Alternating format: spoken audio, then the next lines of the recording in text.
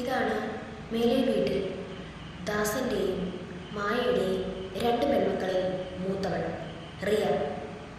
ഇവൾക്കിളയത് ഒരു അനിയത്തി കൂടിയുണ്ട്. അവളുടെ പേര് പ്രിയ.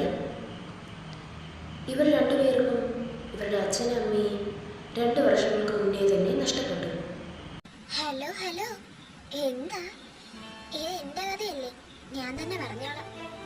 നിങ്ങൾ കൂടുതൽ വിശദീകരിക്കുന്നു വേണ്ട.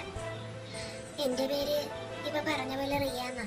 എന്റെ അനിയത്തിയുടെ പേര് പ്രിയ എന്നാ. ഇപ്പൊ പറഞ്ഞതുപോലെ എന്റെ അച്ഛനും അമ്മയും 2 വർഷം മുന്നേ തന്നെ ഞങ്ങളെ വിട്ടു പോയി. കാർ ആക്സിഡന്റിലായിരുന്നു.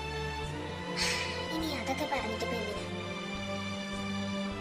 ഞങ്ങൾ ഒറ്റയ്ക്കൊന്നുമല്ല കേട്ടോ. എന്റെ അനിയത്തി എന്നെ നോക്കാൻ ഞങ്ങൾക്കൊരു അമ്മായി ഉണ്ടായിരുന്നു. പക്ഷെ നമ്മളെ നോക്കിയത് അമ്മായിയാണെങ്കിലും അമ്മായിക്ക് ഞങ്ങൾ അത്രയ്ക്ക് ഇങ്ങോട്ട് ഇഷ്ടമല്ല. അതും ഒരു സത്യമാണ്. അമ്മായിക്ക് ഞങ്ങൾ അത്രയ്ക്ക് ഇങ്ങോട്ട് ഇഷ്ടമല്ലാത്തതിന്റെ കാരണം അമ്മായിക്ക് മക്കളില്ല. അതുകൊണ്ടാണ് അമ്മായി നമ്മളെ നോക്കാൻ വന്നത്.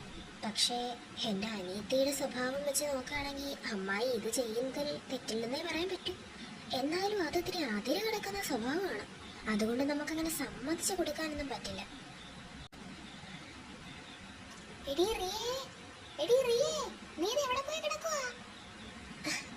കണ്ടില്ലേ, പറഞ്ഞ് നാക്ക് വായിലിട്ടില്ല, അതിനു മുന്നേ വിളിച്ചു തുടങ്ങി. ദാ വരുന്നു അമ്മായി. നമുക്കിനി കഥയിലോട്ട് കിടക്കാം.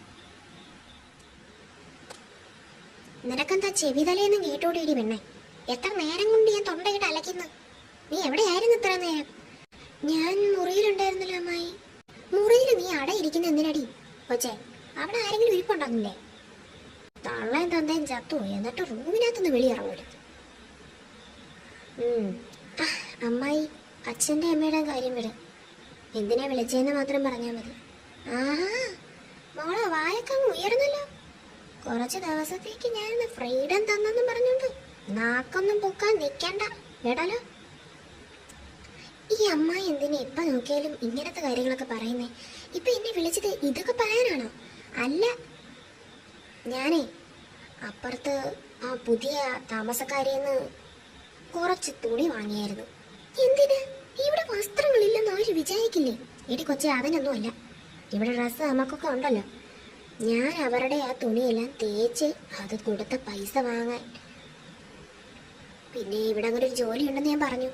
അയ്യേ, ഈ അമ്മായിക്ക് എന്താ പൈസയുള്ള ആർത്തി ഇതുവരെ തീർന്നില്ലെന്ന് തോന്നുന്നു. കൊച്ചേ, ഞാൻ പറയുന്നതൊക്കെ കേട്ടാ മതി. കൂടുതൽ വാചകം ഓടിക്കാൻ നിൽക്കണ്ട. ഞാൻ ആ തുണി എടുത്തു തരാം, നീ അപ്പുറത്തോട്ട് വാ. തുണിയും കൊണ്ട് വേഗം പോയിട്ട് വാ. ഈ അമ്മായി ഒരു കാലത്ത് നേരാവാൻ പോകുന്നില്ല. ഇതാ തുണി.